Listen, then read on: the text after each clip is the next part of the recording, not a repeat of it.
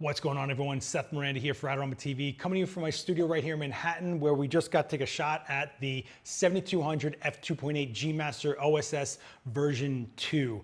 So this is the update to the 7200 you guys all know from the G Master lineup, but what exactly is different in this? What has improved? Well, first of all, let me just start off by saying we got some extra switches going on here. We have modes 1, 2, and 3 for the stabilization. 1 and 2 are what you already know, but 3, they're saying focuses a lot on the framing and is the strongest of all the stabilization. I was wondering why you wouldn't want to just leave that in there, but I'll say from personal experience, you probably shave a little bit of battery off as you use it. It is using processing power and some sort of mechanical to keep things stabilized in there. So keep that in mind if you're worried about battery life or something like that, but that's just a personal experience. There's no official word on that.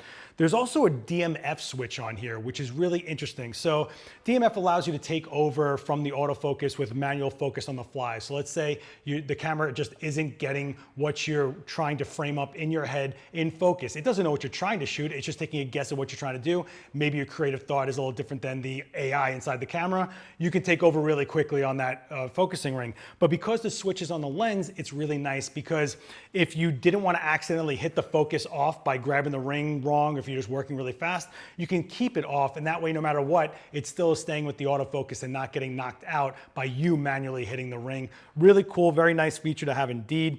I will say the throw of the zoom from 70 to 200, super quick. I mean, really short. Crazy how fast you can zoom with this. So that's really great for you fast sports shooters out there for sure.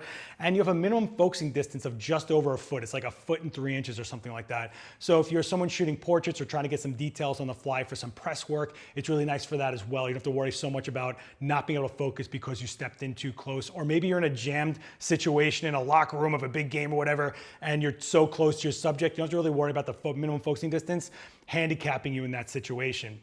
Now, as far as video goes, I will say we absolutely noticed an extreme reduction in the focus breathing of this lens. It's almost non-existent in fact. So if you're looking to do more video work with this lens, it's got you covered there. In fact, Sony's so confident of the way this resolves on high resolution sensors. I shot it today with the Sony Alpha 1, which is 50 megapixels, and Fernando filmed us on the FX6, which is 6K video. They really wanted to highlight that it could handle that high resolution and not have any problems. And you're looking at examples right now.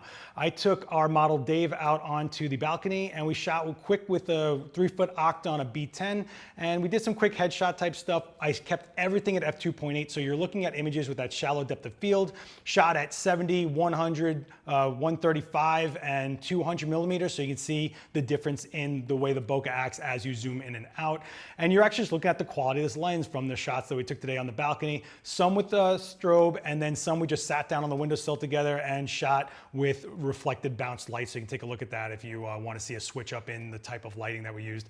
And you're also looking at some video right from this lens onto the FX6 itself of me shooting. I'm using the 24 to 72.8 in this situation, but you are looking at the quality video you're getting from the glass directly onto the FX6. All right, guys, that's going to do it for me. If you have any questions for me about my experience using the 7200 today, hit me down below. I will do my best to answer it. Don't forget to hit like, share this video around, hit subscribe, plus the bell to get notified when more videos like this come out. And we will see you next time. Later.